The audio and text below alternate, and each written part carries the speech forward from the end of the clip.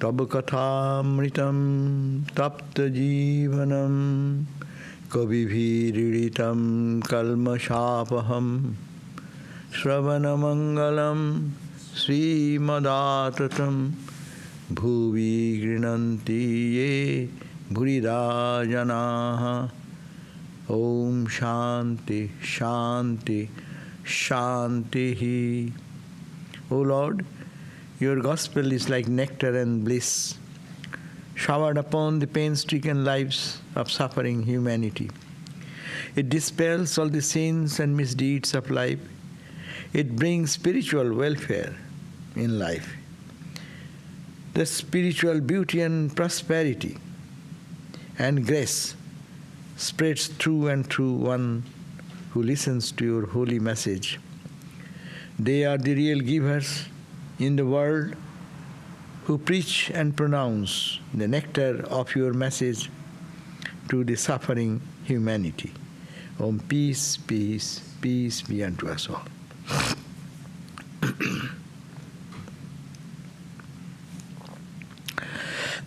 So we are reading Gospel of Sri Ramakrishna. We are on page 788. Last time we read, Ramakrishna was at Ram's house in Calcutta. And he was talking about, as he talks always, nothing but God. And he was talking about God is infinite time, and in that infinite time, everything comes and goes.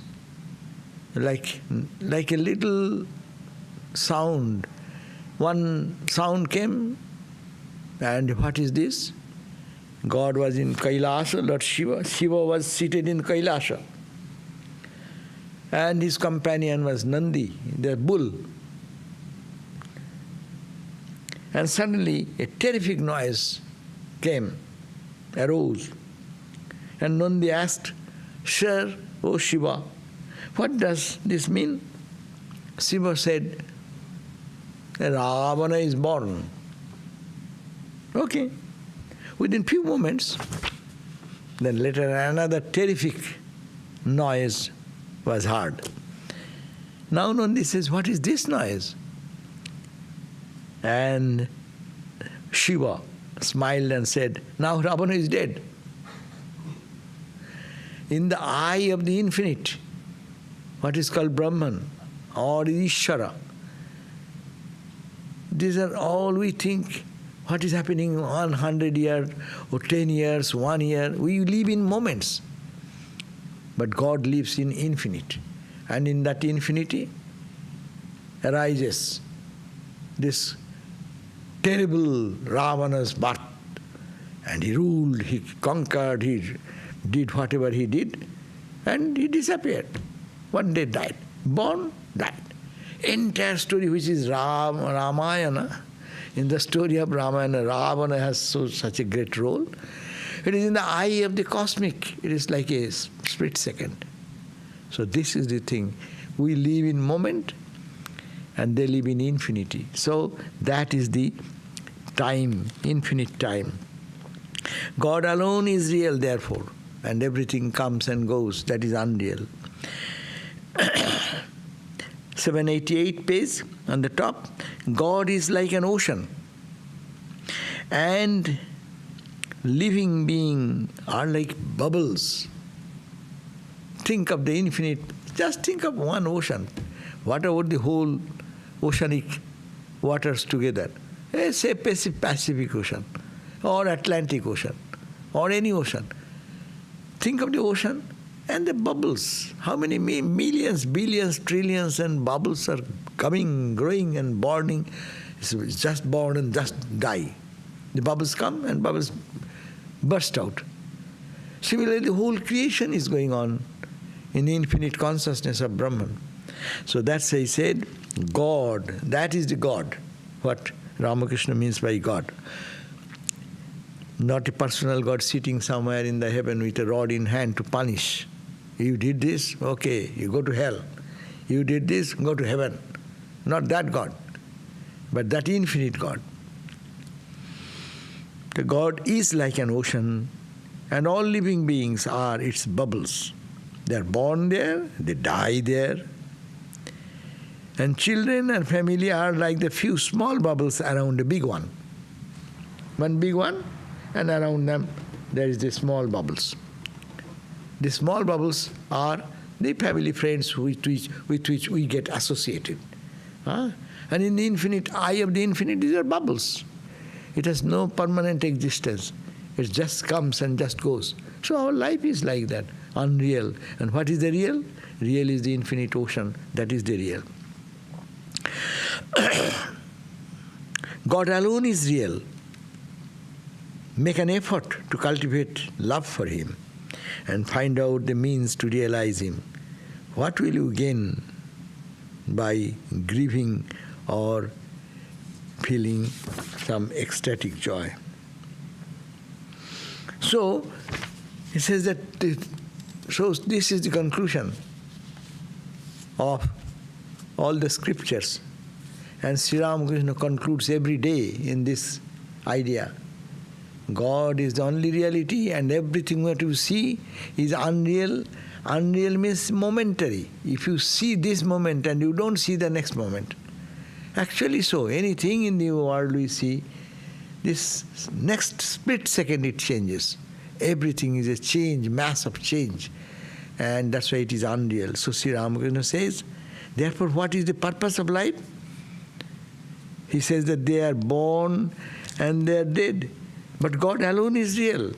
Therefore, make an effort to cultivate love for God, love for Him, and find out the means to realize Him. So, what we are missing is this. We live life, we cry, we weep, we feel excited, we feel depressed, but we do not know why. Why we do behave like that? Why we cry? Why we... Swamiji sang that song. Who makes me play? Ke khelaye? Ami kheli ba keno? Why do I play? Jagiya, ghumai, we are all, as if we are awake and we know that this is unreal.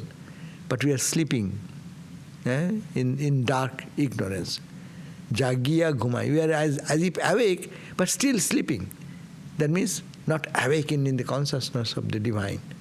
Jagya ghumai. What is this type of maya? What is this type of delusion in which we are embedded? So Sri Ramakrishna is saying, do this. Be awakened. And that should be your goal. So what will you gain by, you can grip, oh, I lost this, I gained this. It means nothing.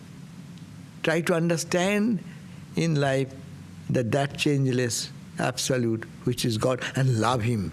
Love that divine, be one with that divine, and don't give so much emphasis on your mundane life. Every day's tidbit. How we are petty-minded. We are all petty-minded because we live in petty things, petty thoughts, petty loss, petty gain. We think that anything happen with very small thing we get so much upset, agitated, meaning we live in the petty. That's why Rabindranath Tagore has a song, Alpo loiya thaki. I live with very little pettiness. That's why what I lose, that I think that I have lost everything. But you live in the eternity, live in God, then there is no loss. There is nothing to gain, nothing to grieve. You cannot lose anything, you cannot gain anything, because you are that infinite. So, how to love God? That is the whole purpose. Sri Ramakrishna does not understand anything. Round and round this topic will come. Upanishads also, look at the Upanishads. What? Round and round they are talking about. The absolute nature and the mundane nature. All sat silence, in silence. The Brahmin lady said, may I go home now? That Brahmin lady was grieving for the loss of her son or daughter? daughter, Chandi, daughter. Her daughter's name was Chandi. She passed away, so she was grieving. So Ramakrishna said, what is the use of grieving for anything? Nothing is lost. Go to the ocean. In ocean there is nothing lost. But in bubble, yes, bubble loses. Bubble came and bubble bursts, disappears. This body is here, this body will die. It will be cremated. And it will not be found anywhere. That's true. But that as a body it will go. As a limited entity it will have to go. But in the unlimited, what to lose? You don't lose anything. You become that and you are that. So, Sri Ramakrishna is inspiring us to be awakened in this thought. And the Brahmin lady then said, may I go home now? The master said to her tenderly, do you want to go now? It's very hot. Why now? You can go later in a carriage with the devotees. That means you see the sympathy. One side Ramakrishna is teaching that Brahmin lady who have lost her daughter, only daughter. She was married to a rich man's family. Tagore family. The Tagore family, Rabindranath Tagore's family. But anyhow, so much pomp and praise. The daughter is married to a nice family and she died. And then naturally the mother's heart is grieving. And she came. One side, Sri Ramakrishna is making a clear understanding, Vedantic analysis, Always when you are in deep difficulty, then you need heavy dose medicine, is it not? When someone is suffering from a very severe case, they go for surgery, no? Other time you can do little bit. So Vedanta is a surgery. It puts everything on the table and dissection table and cuts it to pieces and analyzes. See, you think it is permanent? You think it is real? This is the position. Why are you grieving?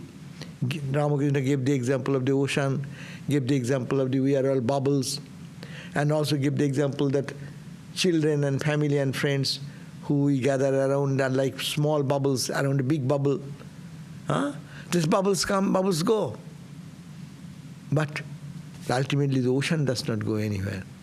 So it's a very difficult analysis. Like that we are reading Shanti Gita. Arjuna lost his son. It's a grief, bereavement, tremendous bereavement. And what? Bhagavan Krishna is giving the highest dose of medicine or surgery. That is the Vedanta treatment. Everything is unreal. Why are you grieving? Who is your son? How you are born? How you got your son? Who was your wife? How did you get connected with the wife? How did you feel that it is your child? It was not there. It came and it goes away. So it is very rude and unkind it appears towards the beginning when you listen to this thing. But this is a treatment, Vedantic treatment. High dose medicine is given when you are in need. And antibiotics are given when? When other medicines will not work, no? Strong. So similarly, but after that they will talk about bhakti. So here we find Ramakrishna giving this highest instruction, then he's so much compassionate. He's not heartless. It is not giving some some argument so that you feel that he's a heartless guy talking about, my daughter has passed away, and he's saying, everything is like a bubble, everything comes and dies, it is like children are like bubbles around the big bubble. Hey, what type of talk? He's a heartless person. No. Next point we find, Sri Ramakrishna is so tender. He's talking about that why will you go? This is hot summer. Why not stay a little bit and go by carriage? You have to walking in this hot summer. So sympathy, love and affection is there. Parallelly, for the cure of the disease, maladies of our samsara, this Vedantic treatment is given. So we find that Ramakrishna, if you analyze Sri Ramakrishna's teachings, you will find all these types of different special attitudes. Infinite sympathy, at the same time, infinite clarity of understanding to create in the mind, that don't get deluded. You may not accept, you may not understand this now, but you have to follow this principle. This is the way the world works. Now, the master then, the day was hot, a devotee gave the master a new fan made of a sandalwood. He was very much pleased and said, good, good. Om Tat Sat, Kali. We'll say, if someone gives me a very nice gift, thank you, thank you, thank you. Ramakrishna said, good, good, Gopala. Om Tat Sat. And what is his response? Om Tat Sat, Kali. So he is giving thanks to Kali. And that Om Tat Sat, that is the truth. He is not giving you the thank. You gave a nice fan. Whatever in our normal life, what we do? Anyone gives, we should give thanks. But Ramakrishna didn't give thanks to the person. Oh, good, good. And then Om Tat Sat. And that is the only reality. You are nothing. You gave me the fan, who are you? As if that is the meaning. And Kali, Kali, Kali. Mother Kali, Mother Kali. See? This type of person have nothing in their mind excepting God. Anything coming, it is God to be praised. And that is the reality. See how the awareness enters into the personality of a person. First he found the pictures of God. See, this is the fine things to be watched in the book, reading the Gospel. We go on reading pages after pages, but pay attention to everything. You got a gift. What do you do? Suppose someone gives you a bouquet of flowers. Good, good, good. Very good, very good. Hurry, don't smell yourself. First show it to God. So he got the fan. First he fanned the pictures of gods and goddesses. No, he took that fan and fanned around all the deities in the pictures like this in the wall. Ramakrishna went and fanned. No, first to God.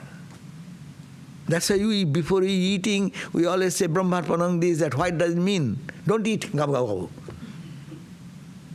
Either devotee, you think I am offering to Ma, Kali or Ramakrishna, or as Vedantic thing, it is Brahman, it is Brahman. Bring that idea in a lofty mind, and then you start your eating. So here we find, first he fanned the pictures of gods and goddesses, and then he started fanning himself. So after offering to God, you take as a prasad. So this is the principle for everything. That's why we used to see that anything brought to our swamis, they only first take it to the temple or offer it to God. And then you take as prasad. So this is a training, how to live in our life. We have to live in our life. Anything anyone brings, not for you or me. Anyone bringing a bouquet of flower, it's not for you. It has come for the Lord. First should be gone to the Lord. In our tradition there is, suppose the first book comes out of printing.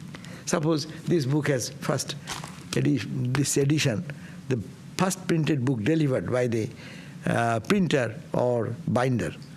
That book first, we used to take that. We are trained that way, to take the book first to the temple and go and show it to Thakur.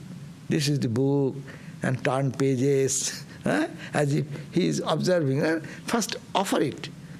And then you come back, and then no one looks at it, oh, this book, okay, not that. This is a mundane way of working, and that is spiritualizing every action. So Sri Ramakrishna by his life showing that anything comes, first offer to God, and then you take as a prasad. So this spirit means... Sometimes some sadhus, when devotees bring things, they ask, it is for the sadhu or you bought it with the mind for Thakur. So if it is brought for the human purpose, then you can't give it to Acha, but you as a devotee, you should not think, I am so great that some bought it for me. No, he is mistaken. He has bought for God only in me. Otherwise, why will you bring it? Unless you have some respect for someone, or you feel that he will be happy, you are mistakenly, the giver is mistakenly thinking that he is brought for this man to give him. But the man who is eating, he should know, I am nothing. It is all for him I am here. So it should go first to him. It is the question of the receiver, not the giver. That is a spiritual attitude. Think very deeply, you will find that. True spirituality is like that. Yes, why you will bring for me? Who am I in the world? It is because he is present here. So Ramakrishna said, oh, people bring so many good food because I take the name of mother. So people respect you because not for you, you have nothing. All human personality, by ignorantly think I am such and such, so I am being praised, so people are bringing for me. But real spiritual person will say, no, he may have thought, but I know it is not for me. In me who is there for him he has brought or she has brought. So this should be the attitude of the person to whom it is given. That is the way we have seen. I have seen many of our President Maharaj and anything. All are coming to President Maharaj. They thought that they are coming. No. He will first say, oh, so go it. Put it to Thakur first. So that anything coming, in the eye of a devotee, it is for only God and God alone. You are nobody. No one loves you. It's Vedanta truth. No one loves anyone because of that person. Husband as husband, no one loves. But as Atman, they love. They do not know. But you are a matured person. You should know that you are nobody. It is only the Lord who is there. For him they have brought. They thought that you are somebody. Their mistake, not you. You have to correct yourself, that you don't have to think that I am somebody, someone is praising me, someone is doing something. Brought it for me. That's a very, very subtle analysis, of course. Unless one does this subtle analysis, people will be always deluded. But there is this great lesson behind it, that it is. Sri Ramakrishna could not understand. He is God himself. Why he is showing this attitude? If you say that man has brought or given the fan to Ramakrishna, clear, I bought it for you. But see the Ramakrishna's teaching, no, it is not for me. But they have brought for the gods, and the God in me. Then at the offering directly to the gods, and then who is in me. So this is a lesson for anything is brought by that. And those people who are greedy, they think it is for me. So how can I get it? But he has already eaten. Suppose someone, I like ice cream, and you bring ice cream, my mind was thinking of ice cream, and as soon as you brought the ice cream, my mind said, ha, it is me. Then I can grab and eat. But no, a spiritual person says, Arey, it is for God they have brought. So let it go to God first, and we will have the next prasad. See, that's why these are very, spiritual philosophy is too high. But to make it practical in life is the next highest thing, how to apply that in. There is a gap, and logic always has gap. Logic has gap. But you feel that way, really, who am I? Why they will bring for me?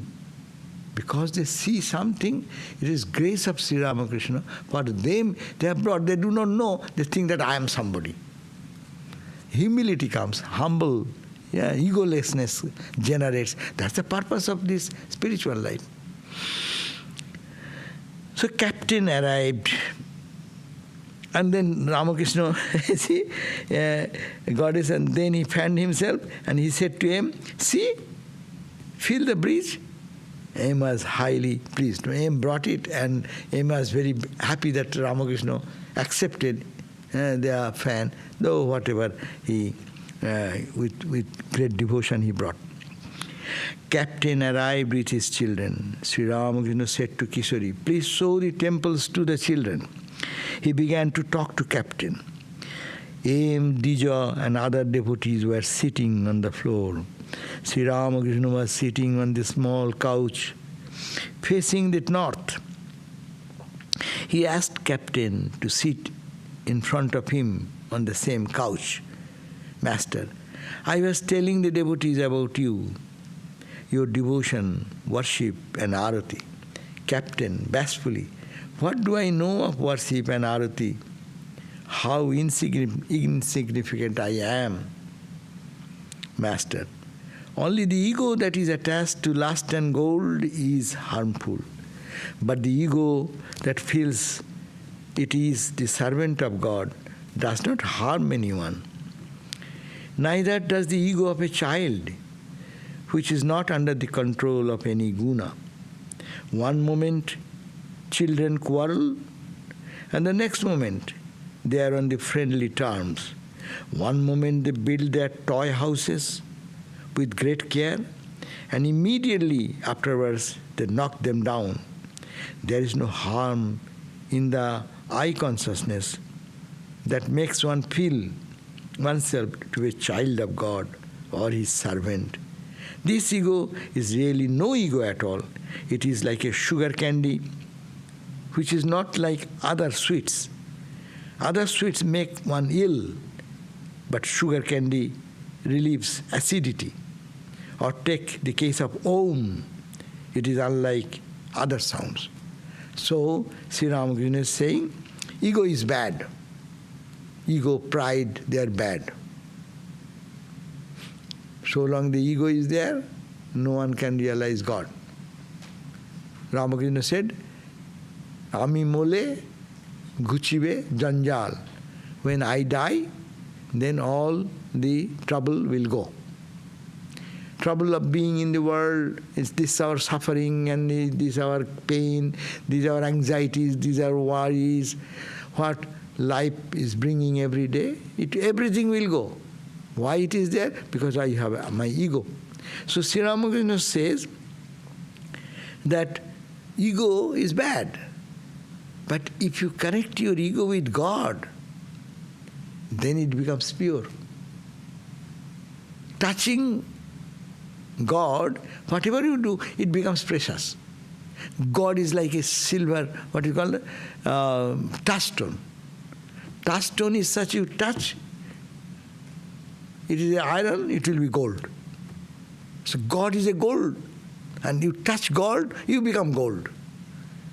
So your ego is bad, but when you can say, it is, I am a child of God, yes, I, but who am I? Do you know? I am a child of God. Then it becomes pure. I is bad. I say, I, do you know who am I? I am highly educated, I have this, I am so much money, I am a powerful person. That is bad. But you see, Swami Vivekananda said, Kurmas taraka charvanam. He says, I'll crush the stars, chew the stars, throw away the earth into the void. Kurmas taraka charvanam. Tribhuvanam utpatayamo balat. By my power I'll throw away this earth, rotating earth, I'll throw it into the void. Do you know who am I? King Bho no Bijanan Nasi. Do you know who I am speaking this Vivekananda? Who am I? I am not I. Ramakrishna Dasavayam. See, I am the servant of Ramakrishna. Because I am the servant of Ramakrishna, I have that infinite power to take the earth from the orbit and throw away into void.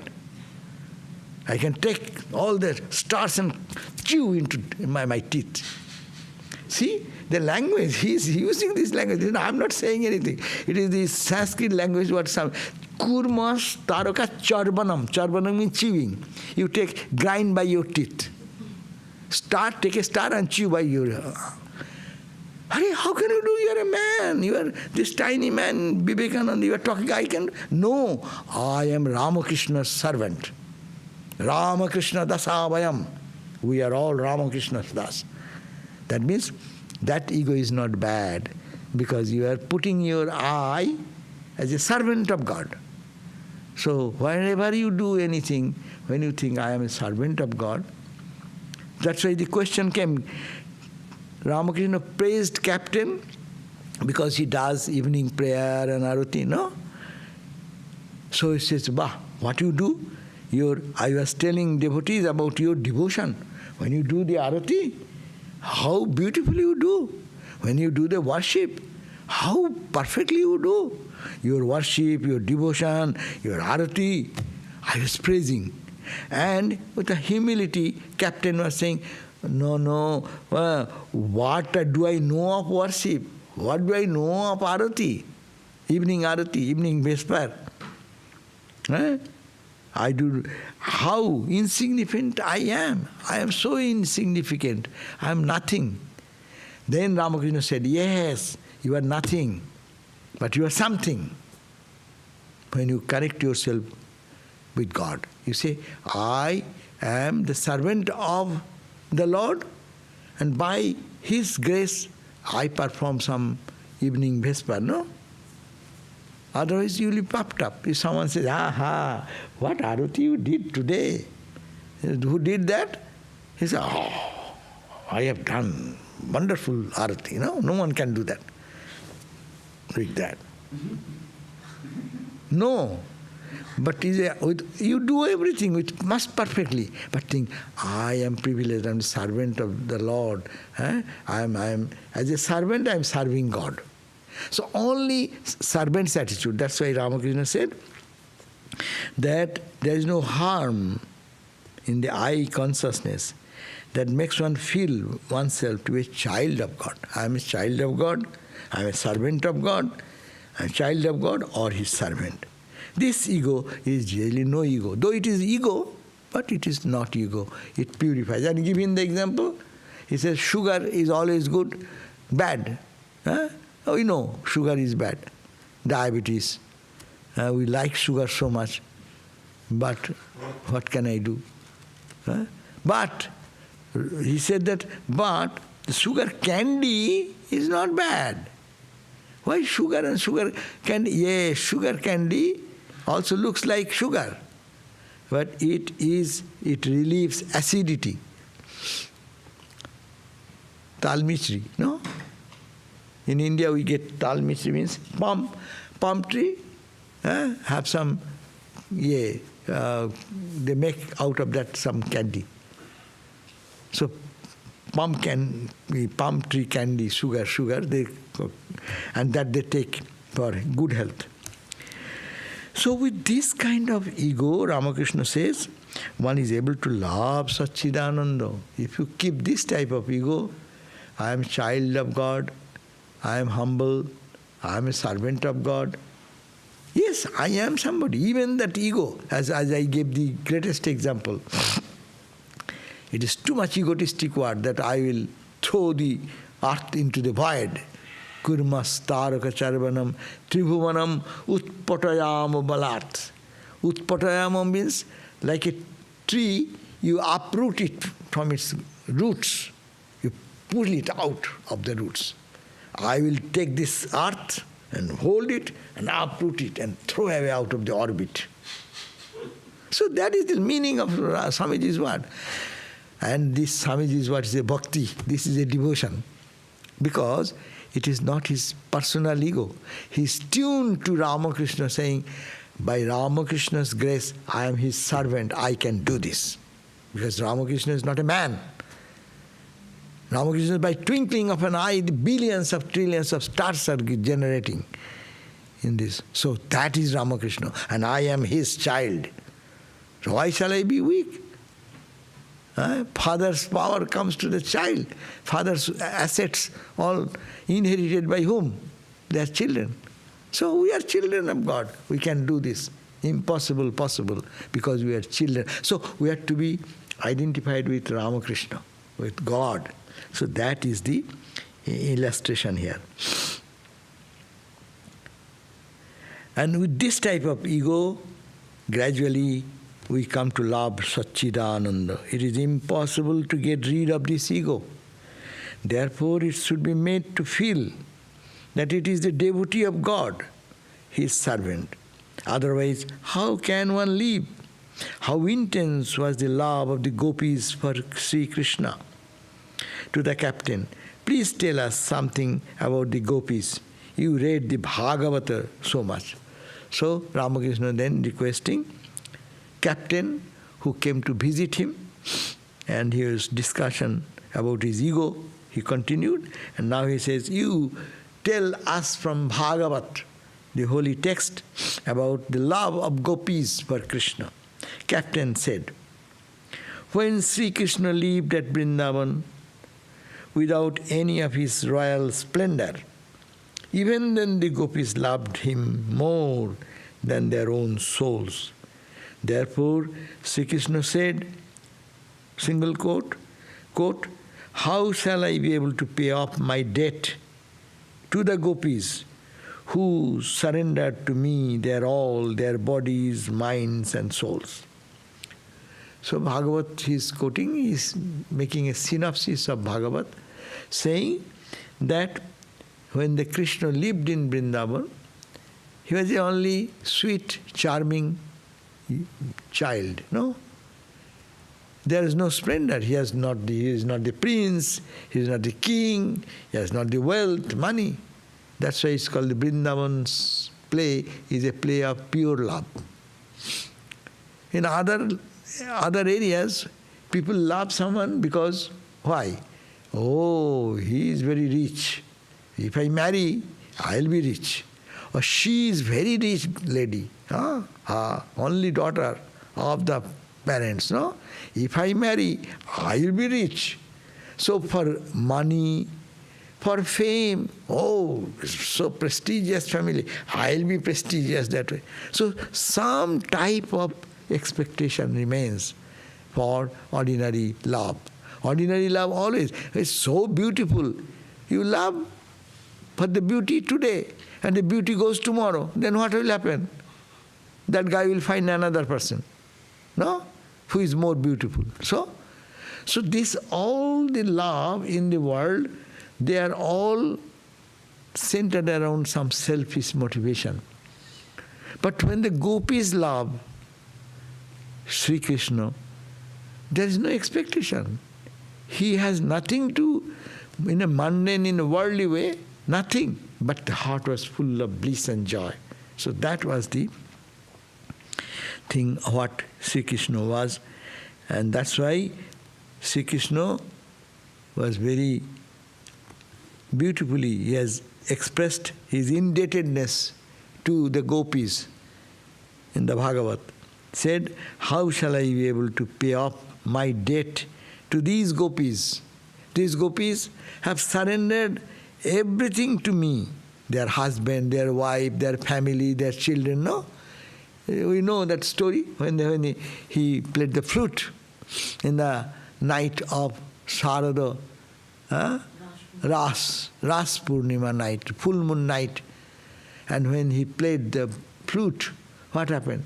All the gopis, as soon as they heard the voice of the flute at midnight,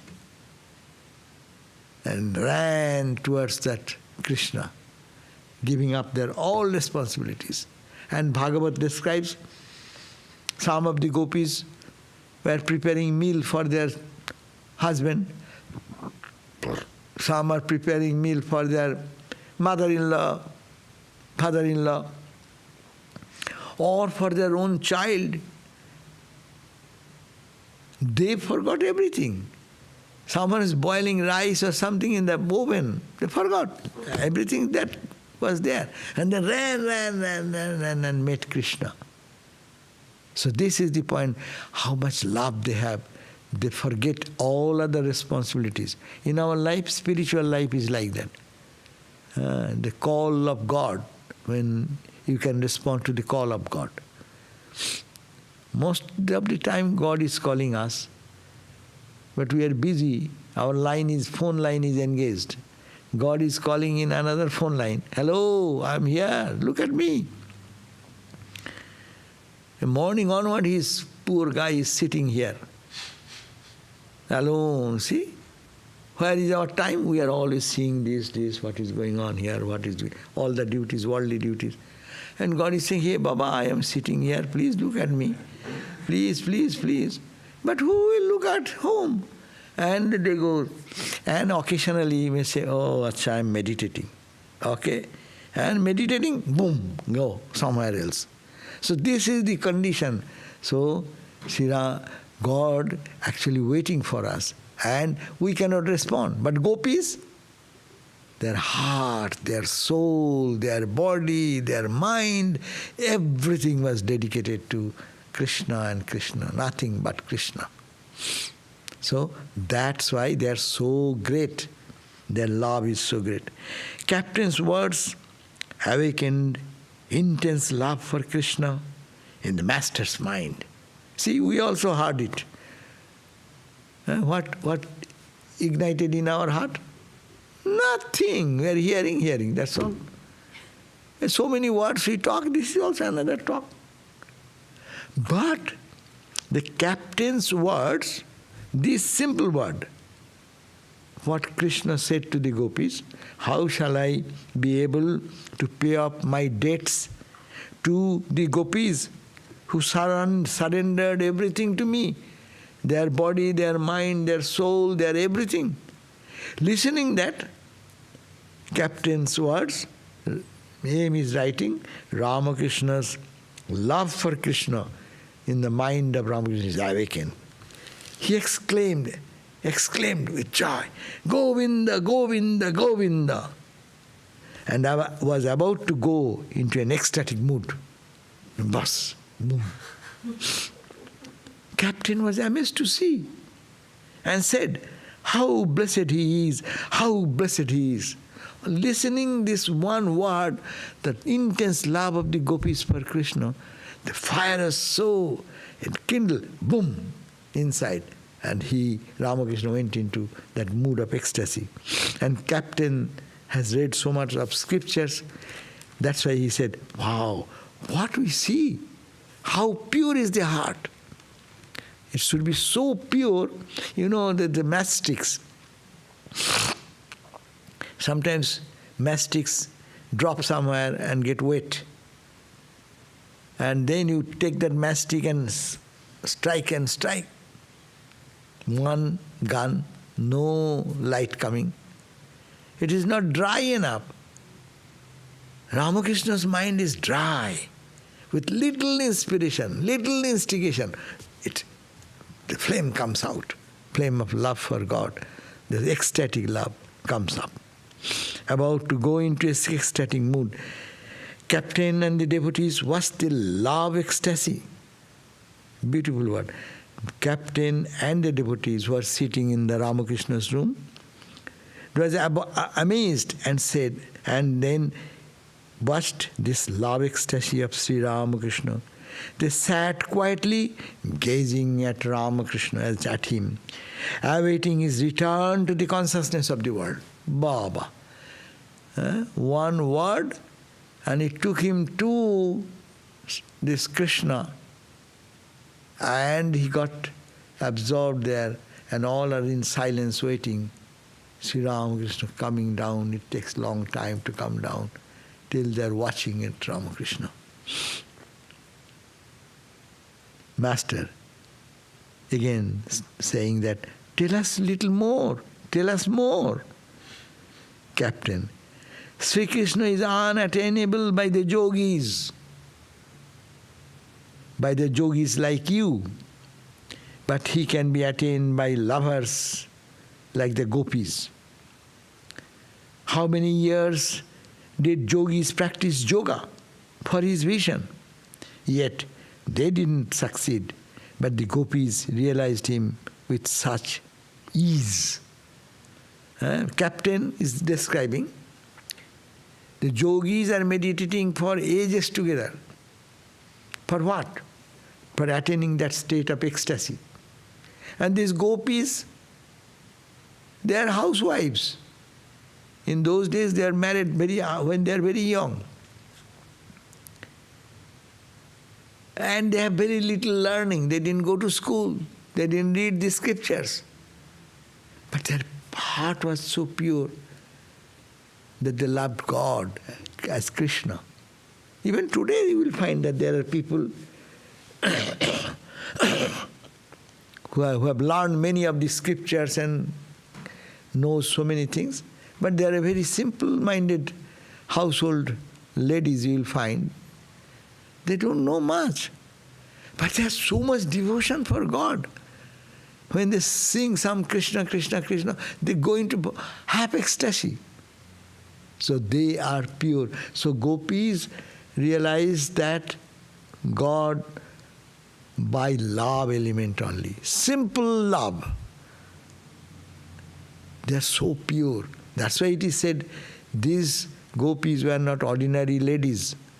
They were the yogis in the previous life. And Ramakrishna saw those rishis, yogis, and they are born as gopi. When Krishna will come, they will come and they will enjoy this play of divine love. Yeah. We'll go to the question later on. Let me do a little reading. Master, yes, he ate from the hands of gopis, wept for them, played with them, and made many demands on them. So, Sri Ramakrishna smilingly saying that, yes, Sri Krishna ate from the hands of the gopis. How pure were they? Sri Krishna wept for them, played with them, and made many demands on them. You bring this, you bring that, like Ramakrishna used to demand, no? Gopala's ma, poor lady, very simple. In the modern day, Gopala's ma's example is the best example. Nivedita said, this is the last Indian spirituality is dying. Looking at Gopala's ma. Simple lady, not going to school, not learn anything, is a widow, leading a pure life, and love for Krishna. And Krishna talks to him. That stone image is not stone image, or the metallic image, which is we call Ramlala and this and that. They used to talk to her. They used to ask, oh ma, give me something. I'm hungry. So that is the living India. That's the ancient India. Nivedita said, this is all passing as if it were from the sin. So Ramakrishna said, these gopis ate from, Krishna ate from their hand, wept for them, played with them, and made many demands on them. So a devotee said, oh, Bankim has written a life of Krishna. Master, he speaks of Krishna, but not of Radhika. Captain, I see he does not accept Krishna's lila with the gopis. Master, I also hear that Bankim says that one needs passions such as lust. A devotee, he has written in his magazine that the purpose of religion is to give expression to our various faculties, physical, mental and spiritual. Captain, I see. He believes that lust and so forth are necessary, but he does not believe that Sri Krishna could enjoy his sportive pleasure in the world, that God could incarnate himself in a human form and sport in Vrindavan with Radha and the gopis. That means it is just discussing about Bankim Chandra Chattopadhyay, a great dramatist and writer, very famous writer of that time. He wrote a book on Vande Mataram, and he wrote this, the life of Krishna, Krishna Charit. And there he expressed that this love, he expressed that is a human love. In that level, they have to have some tints of that in their love. Not the pure love he understands. So Sri Ramakrishna ultimately giving his comment. But these things are not written in the newspaper. How could he believe them? That means he's talking about the supreme love, pure love. It is not in the book of understanding of Bankim. So how can he understand that? How can he write about that? And then he continued, a man said to a friend, yesterday I was passing through a certain part of the city. I saw a house fall with a crash. The friend said, wait, let me look it up in the newspaper. But this incident was not mentioned in the newspaper. Therefore the man said, but the paper does not mention it. His friend replied, I saw it in my own eyes. The other man said, be that as it may be, but I cannot believe it is as long it is not in the newspaper. So similarly, if it is not written in the books, then it is not true. But divine love is such a thing, it cannot be written in the books, in the line, in any language, it cannot be expressed that. That's why he continued, how can Bankim believe that God sports about as a man? He does not get it from English education, because that time Calcutta was full of Western education. So in that light he is trained. So he does not understand that God, the infinite, can come down and take a human form and also sport as like a baby Krishna. A mother asking from the mother, a friend Krishna asking, behaving like a friend. He cannot believe that. It is very hard to explain how God fully incarnates himself as a man. Is not that so?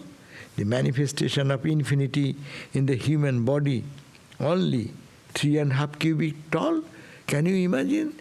That infinite power, infinite energy, infinite creative source is within that, the small height of 5 feet, 6 inches or 6 feet, like Krishna's height or Rama's height or Ramakrishna's, or Christ. Can you imagine that it's possible that infinite God will be limited in this? So this is very difficult. Bhagavad Gita also says that avajananti mang murha manusing tanumasritam. Ordinary people cannot understand me. They ignore me. Avajananti, abhagga kare. They hate me as it were, or ignore me. Manusing tanumasritam. When I take a human body, this human frame, they could not understand me. Param bhava majananto. They are not knowing my param bhava. I am the Lord of the universe. I am the creator of the universe. By my only wish this universe has come out.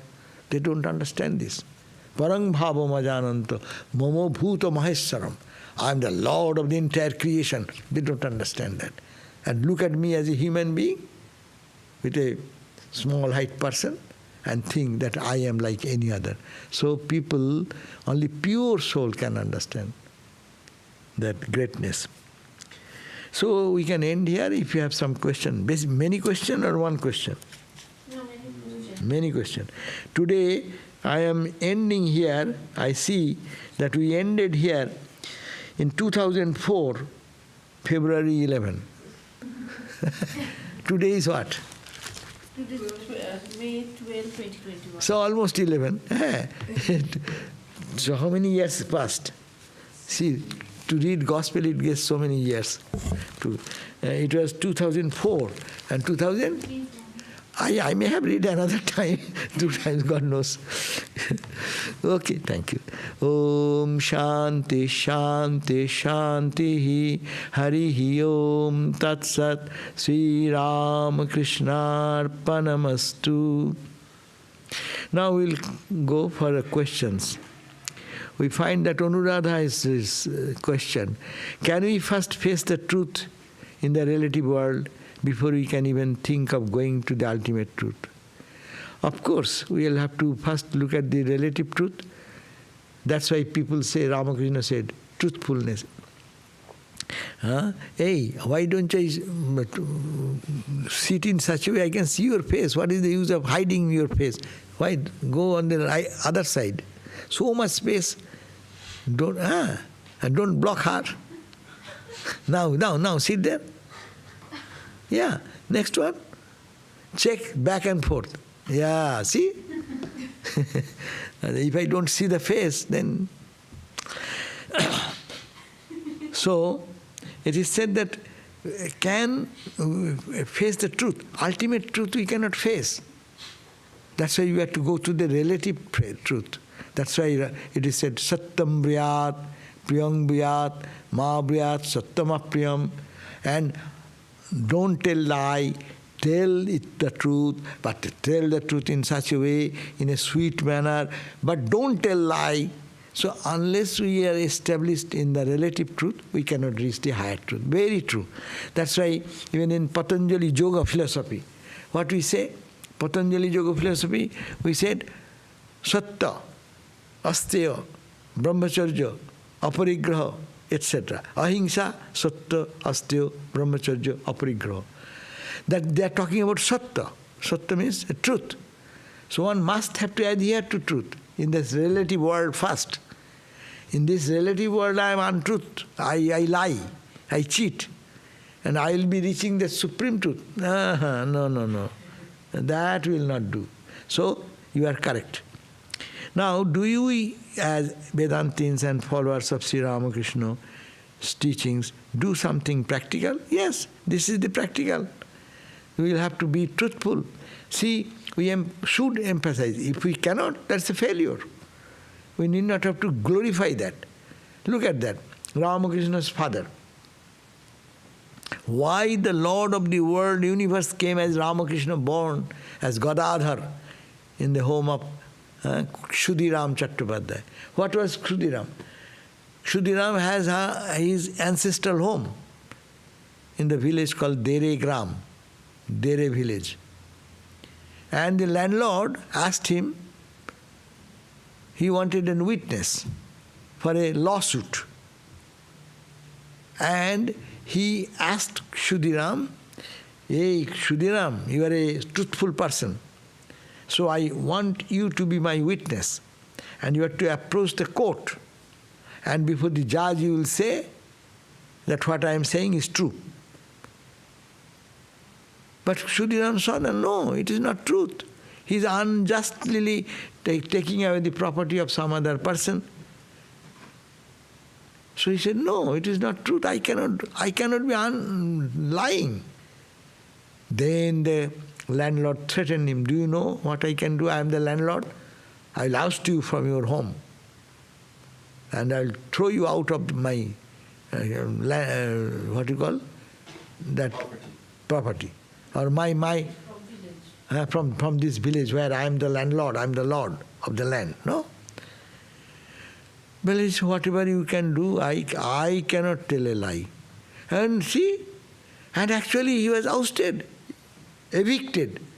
He was evicted from the home. And he does not know where to go. Sri Ramakrishna's elder brother, Ram Kumar, he was the only boy, elder boy was born. And Budaya, another sister was there, I don't know. But they are ousted from their ancestral home, where they are living for his father, his grandfather for a long time. All their landed property and everything, only for truth. And they sat under a tree, Kshudiram, thinking, where shall I go now? We have no home to go. Homeless. And it suddenly came into his mind, oh, there is my friend in Shukhalal Goswami is the name of that friend. So I have that friend. Where? In Kamarpukur. So let me go for the time being, stay 1 night, 2 nights, and then wherever I will be, God will place me. And he went to Shukhalal Goswami's house like a beggar, nothing in their possession. And seeing that friend, Shukhalal Goswami was a boyhood friend of Ramakrishna's father, Kshudiram. He welcomed. Aha, you come. And this is your condition. Okay. I have my home, I have my this land, I will give you half of that, you live here, you stay here, and I will give you some part of my property, land, cultivate agricultural land, 14 kathas. And he gave, and that Shudiram then lived there the rest of the life. That's why God selected him to come in his home. And God said, I will be born as a son of yours because of the truthfulness. So, yes, we must have to practice that. That should be our... Now, if we cannot do, let us say, I am a failure. But I should try for to be truthful again and again. Another question, why do we feel pain? How to control emotion? I am very emotional. How do we feel pain? Because we are emotional. Emotional people feel more pain. But emotion is not bad. Emotion should be guided by reason. There is a cause of my pain. Yes, somebody said something wrong to me. Yes, it pains me, it hurts me. True.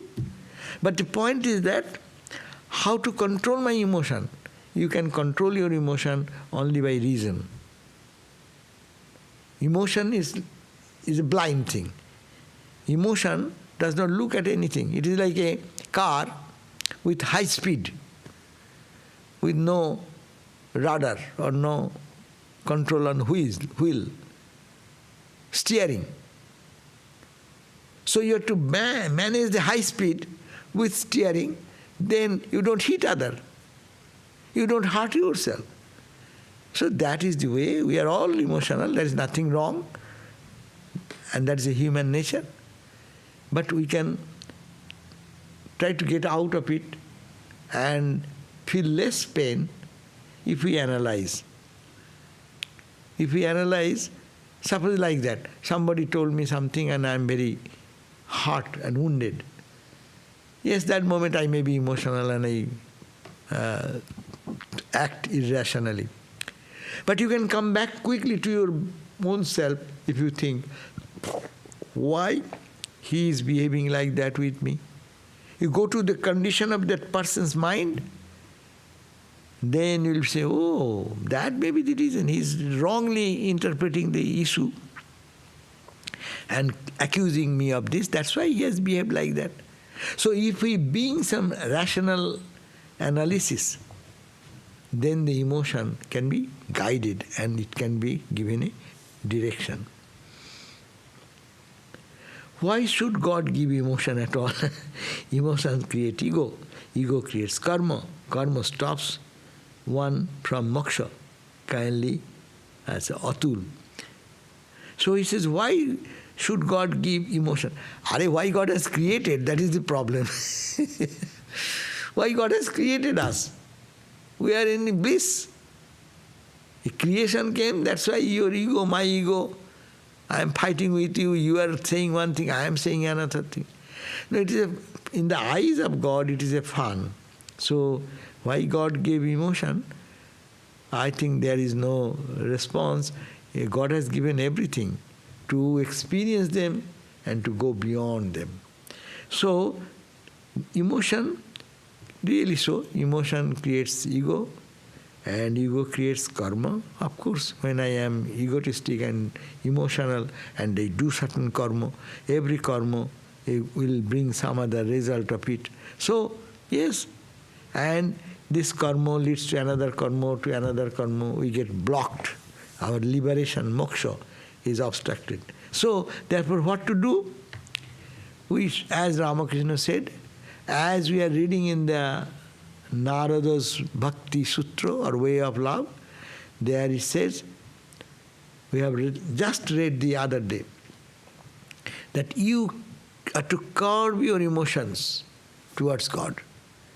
He said that lust, greed, anger, everything which are human weaknesses, you cannot cut them. It comes up again. But you can channelize them. We are angry with some people. You can be angry with yourself and or to God, saying that why I am not looking at myself for my spiritual growth, why I am looking at the other side. So the same anger can be turned towards God, and that can we get the benefit out of it. Anger, greed. Let us be greedy for God realization. So any bad tendencies we have, we can turn towards God. So that should be the way to overcome our emotions. And overcoming our emotions, we can gradually open up the door to realization, or to door to moksha, mukti, freedom. Oh, emotions are such. Emotion also creates bhakti, love for God. So the idea is to channelize the emotions to a higher goal. Right. That is the suggested response. Already I got the response. Good. How do we develop vairagya? Vairagya means renunciation. Yes, that's a question. How do we create vairagya, renunciation? Renunciation means detachment or disgust. How will be disgusted?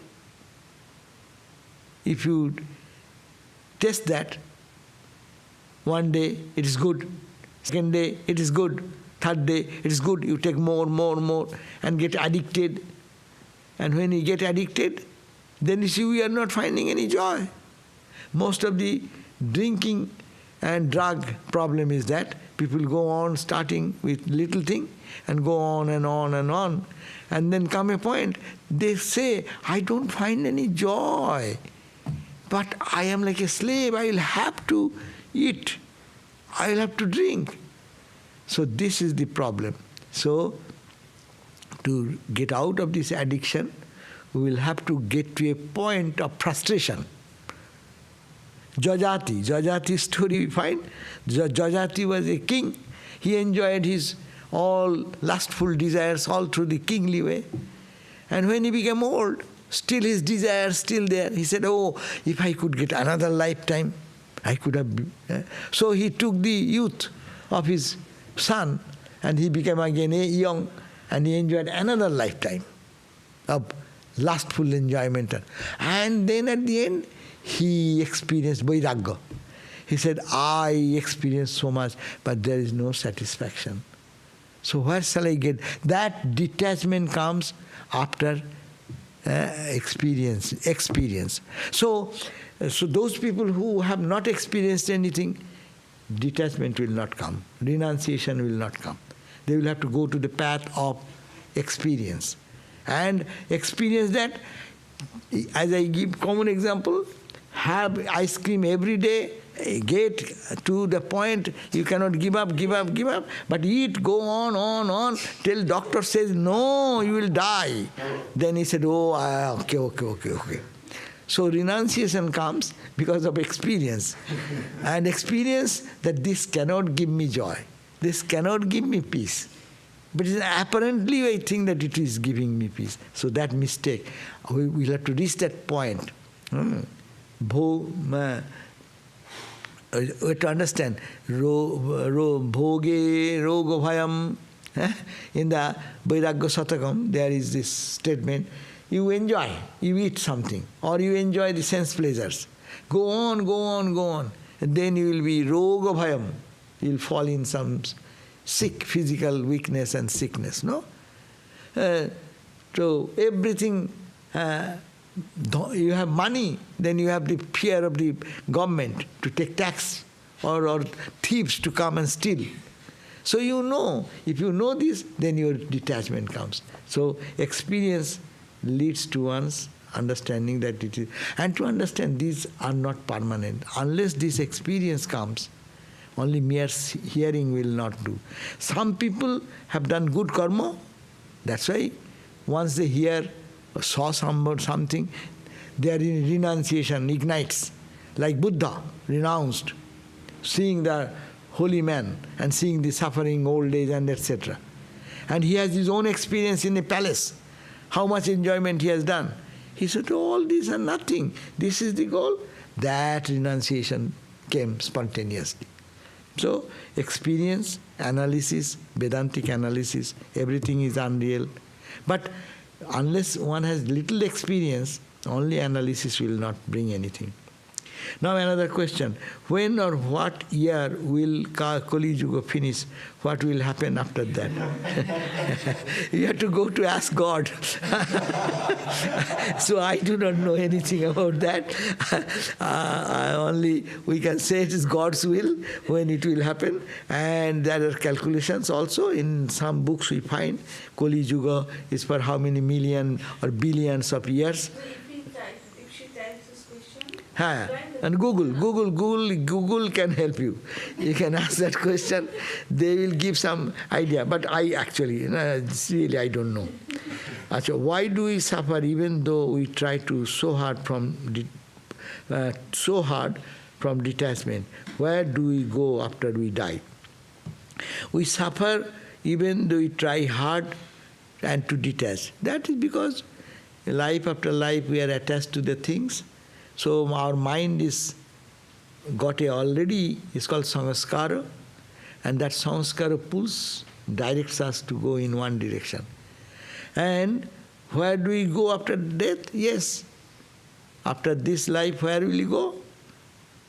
What you think? In this life, after going through so many experiences, if you think, I am not going to be born. Say, suppose, someone is a professor, teaching the whole life the students and getting tired of the students and the foolishness. He will say, I am not going to be a teacher anymore next life. If I want, I will be a what? Say, I will be a philosopher. Okay, you will be born like in next life as a student of philosophy and you will develop philosophy. So if you think that I will be born like a rich person this time I was poor, I will be rich. So with your karma, with your all this, last thought will come before you leave the body. Whatever last thought will come, it will be the same next life. You cannot, because if you are poor this life, next life if you want to be rich, you have to do a lot of dhanam. Okay, because of dhanam you can become Good. donation. That is the karma theory you are bringing. But my point is that at the point of departure, what your mind thinks, you will be the same thing. Last thought before the body leaves. When the body dies, the last thought what comes, that thought will be active. We hear that the king,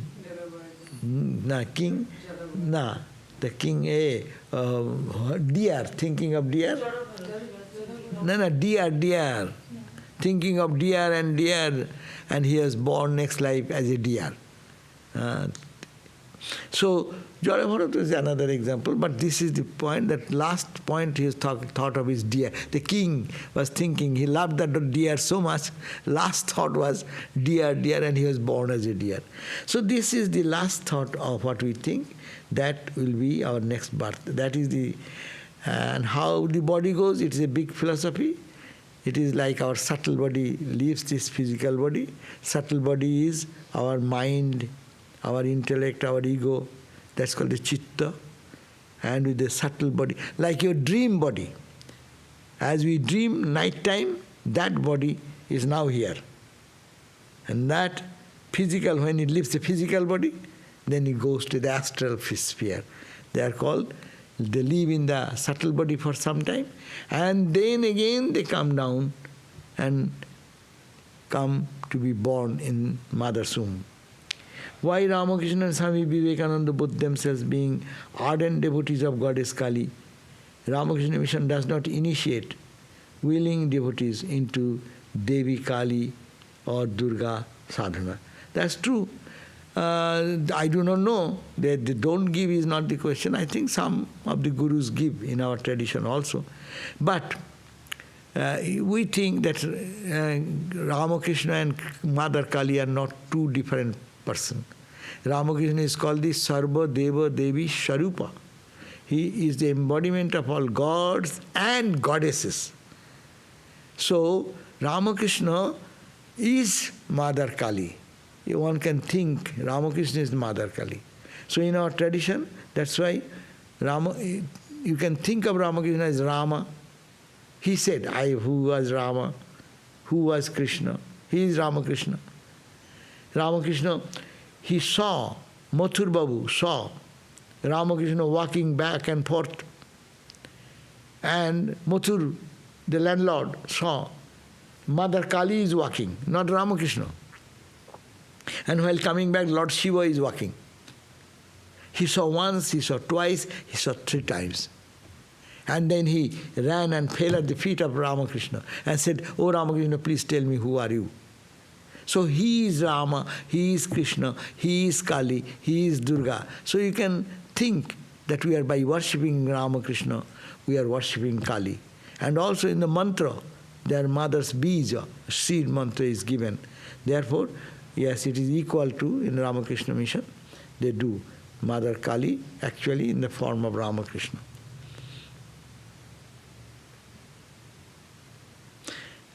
আরো প্রশ্ন আসছে দেখছি. Does womanhood deserve recognition and respect that has been denied to them for centuries because of the lopsided male-dominated society? Yes, true. That's why Ramakrishna came. That's why Holy Mother stayed. That's why Swami Vivekananda said that I want the mother and mother's daughters and their place first. Children, not his son, Ramakrishna and his son, let their place be on later part. But I first want a place for Holy Mother Sarada and her daughters. So yes, that should be, that is, that for that recognition only Ramakrishna came. But you know, people are all selfish and male-dominated society. They behave like sometimes even today, the same way to dominate over others. That's the weakness, human weakness, but that should be overcome. Can forgiveness be asked for as a collective effort to assuage the tremendous sorrow faced by women? Yes, that should be. We can pray to Mother to remove all these tremendous sorrows which so many women even today face. Surely, in each woman there is Mother Divine that is accepted. When we dream, is it real? Where does the dreams take place? Dream takes place in your mind. You can tell me. When you dream, your body is lying in the bed. So you dream where? Dream in your mind. So when you dream, it is real. Yes, during the time of dream it is real. As it is real now I am talking. Is it real? Yes, at this time it is real. But it does not remain real when I see the dream world. So dream time, dream is real. Waking time, waking is real. Then how many realities are there? So no, then these are not real. So long you see it is there. So long you dream it is there. When you don't, you are not awake, neither you are in your dream. This world and that world all goes away. Your sleep, that also goes away when you reach. So this dream is real, actually not real. But we feel it real. When we are in dream, we are hungry, we are hungry. We are frightened, we are frightened. Our heart beats there in the subtle body. So when I am awake, this world is real. When I am in dream, dream world is real. When I sleep, sleep world is real. Then what is the reality? No. So this cannot be real. Real is that which does not change. Because it changes, these 3 states are not real. That's why Upanishad says, Chaturtham, Turyam, Chaturtham miti mannante. This is the waking state, is not real. Dream state is not real. Sleep state is not real. Beyond these 3 states, that is the state which is unchangeable state. That is called Brahman. Beyond all time, space, causation, that is the reality. But so long we are in ignorance, this world is real. Yeah. Dream world is real when you see the dream. But now you cannot say dream is real, because this world does not corroborate with your dream experience. So, this is a big study. It is called Jagrat Samna Susupti Turiya. 4 stage. A, U, Ma and dot. Om. A, U, Ma and dot. Dot is the Turiya, transcendental. That is the truth. These are all relative. A, U, Ma. These are 3 in the relative. Waking state. A, U is the dream state. Ma is the sleep state. These 3 states we always move from one to other, to other, to other. We rotate every day. We are 365 days all through our life. We are rotating from A to U to Ma to U to U to Ma. Rotating like that every day. Gross universe, waking state, going to sleep, but we don't sleep. We dream. So dream and then dream to sleep, or sleep to dream, dream to sleep, and again to coming to this. So these are all continuously going back and forth. These are all false. Truth is unchanging, absolute, beyond all. Oh my God, now we have more questions. What happened today? Is it not true that unless we are steeped in truth, we cannot deny the relative world? True. You are perfectly okay. The question is it not true that unless we are steeped in truth, we cannot deny the relative world? The relative world will remain unless we are steeped into the truth, steeped in God, steeped in Satchidananda consciousness. Okay, we end here. It is 9 o'clock. Please explain what is an astral body. Astral body. Astral body is, I cannot do it within few seconds. Please keep it for next day. But just for your satisfaction, quickly I am saying astral body made of 17 parts. What are the 17 parts? 5 sense organs.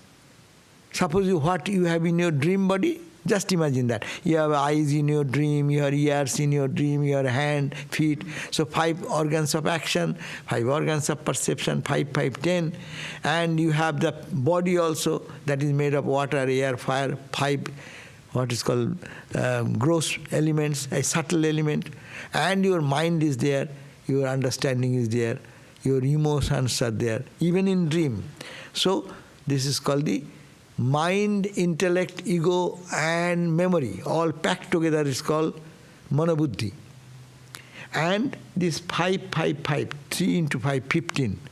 5 organs of action, 5 organs of perception, 5 elements, water, air, fire. These comprise our subtle body. And that is the body which goes to heaven or hell. That is our concept. And that body again enters into the physical body. Then this becomes the physical body and the subtle body is inside it.